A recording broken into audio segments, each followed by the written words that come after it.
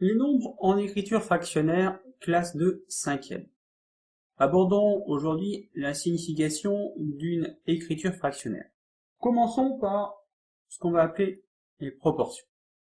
Exemple, dans une classe de 5e, 3 élèves sur 5 vont au collège en bus. Que veut dire cette phrase? Cela signifie que si on avait une classe qui se limitait juste à 5 élèves, alors sur ces 5 élèves, il y en aurait tout simplement 3 qui viendraient au collège en bus. On dit que la proportion d'élèves de cette classe qui viennent en bus au collège est égale à 3 sur 5. 3 sur 5 qui pourrait se lire aussi 3 cinquièmes. Alors maintenant, comment représenter cette proportion, par exemple sur ce disque? Je veux représenter 3 cinquièmes sur ce disque. Comment va-t-on faire? Oui, très bien, il faut déjà partager le disque en 5 parties égales. Parfait. Et ensuite, oui, vous voyez, c'est facile, vous l'avez déjà fait, donc c'est assez intuitif. Nous allons tout simplement colorier 3 parties. Donc 1, 2 et 3. On colorie 3 parties sur les 5. Donc ma partie colorée représente les 3 cinquièmes de mon disque, encore les 3 cinquièmes de ma population, de ma classe en fait, si je reviens à ma classe. Donc on a bien partagé le disque en 5 parties égales. Et chaque partie du disque d'ailleurs représente combien? Oui, représente un cinquième. Donc la part représentant les élèves de la classe qui viennent au collège en bus est donc égale à 3 fois un cinquième. Je prends 3 parties qui sont chacune égales à un cinquième. Donc en fait on peut écrire que 3 cinquièmes, c'est donc égal à 3 fois un cinquième.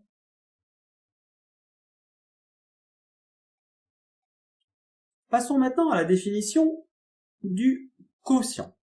Si A et B sont deux nombres avec B non nul signifie que B ne peut pas être égal à 0, alors le quotient de A par B est le nombre qui multiplié par B donne A. Comment va-t-on noter ce quotient? Tout simplement sous la forme A sur B. Tout ça, vous l'avez déjà vu en classe de 6e. Ceci, c'est ce qu'on va appeler une écriture fractionnaire du quotient. Maintenant, si on utilise notre phrase qu'on a écrite en rouge, le quotient de A par B, c'est donc A sur B. C'est le nombre qui, multiplié par B, donc A sur B, c'est le nombre qui, multiplié par B, donne A, donc A sur B fois B est égal à A, bien sûr.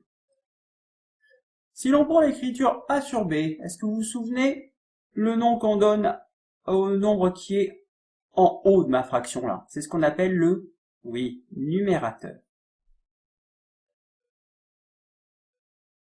Quant à la lettre B, qui est en dessous du trait de fraction, c'est ce qu'on appelle le dénominateur.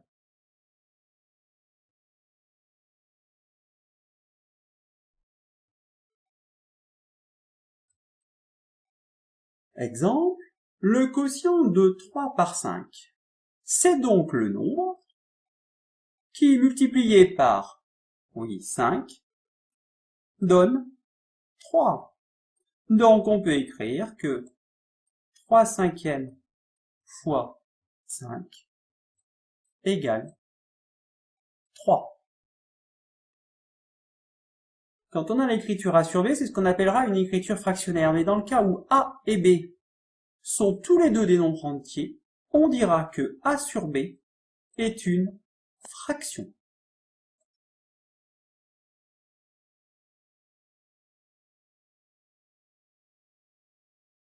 Si Si A et B sont des nombres décimaux, c'est-à-dire qu'ils possèdent une virgule et qui se terminent après la virgule, on parlera d'écriture fractionnaire. Si A et B, les deux sont tous les deux des nombres entiers, on parlera de fraction. S'il n'y en a qu'un des deux qui est un nombre entier et l'autre est un nombre décimal, ça sera aussi une écriture fractionnaire. Petit 3, la division décimale. A et B sont toujours deux nombres, et B est un nombre non nul. Le quotient de A par B, on a vu qu'il se notait A sur B, mais il se note aussi autrement.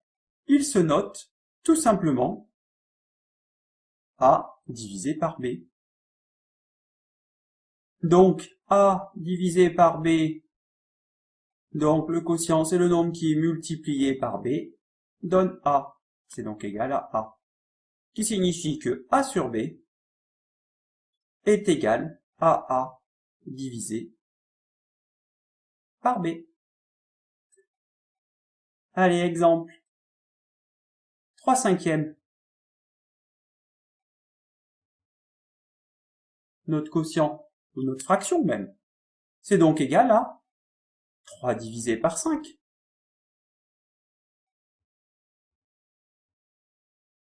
Est-ce que quelqu'un sait combien ça fait 3 divisé par 5? Bon, ben vous pouvez très bien poser l'opération. Allez, ça nous permet de revoir la technique. 3 divisé par 5. En 3, combien de fois 5? Il y va bien sûr 0 fois. Donc on est obligé d'aller dans la partie décimale, donc 3,0. Donc on rajoute un 0. Donc ici, bien sûr, virgule. En 30, combien de fois 5? Il y va 6 fois. 6 fois 5, 30. 30 moins 30, bien sûr, 0. Donc 3 divisé par 5 est égal à 0,6. Le quotient 3/5 est donc égal à 0,6 et ce quotient est un nombre décimal, c'est un nombre avec une virgule et qui a un nombre fini de chiffres après la virgule. Prenons un autre exemple. 2 tiers. 2 tiers, c'est quelle opération? C'est donc 2 divisé par 3. Allez, posons cette opération. 2 divisé par 3. En 2, combien de fois 3? Il y va 0 fois, comme tout à l'heure. Donc on va dans la partie décimale, 2,0. Donc on rajoute une virgule. En 20, combien de fois 3? Il y va 6 fois. 3 fois 6, 18. 20 moins 18, il reste 2. On abaisse un 0. En 20, combien de fois 3? Il y va encore 6 fois. Il reste 2. Et oui, vous voyez bien que ça ne va pas se terminer. Donc 2 tiers qui est égal à 2 divisé par 3 n'est pas ici un nombre décimal puisque la division ne s'arrête pas. On va pouvoir en donner, pourquoi pas, une valeur approchée. On pourrait écrire tout simplement que 2 tiers est environ égal à 0,66 par exemple. Ça, c'est ce qu'on appellerait une valeur approchée par défaut au centième de 2 tiers. Je vous rappelle, approcher au centième de chiffre après la virgule, par défaut, ça veut dire en dessous. J'aurais très bien pu marquer 2 tiers environ égal à 0,67. Dans ce cas-là, j'aurais donné une valeur approchée au centième, mais non pas par défaut, mais par excès, c'est-à-dire au-dessus du nombre. Voilà pour notre introduction sur nos fractions et nos écritures fractionnelles.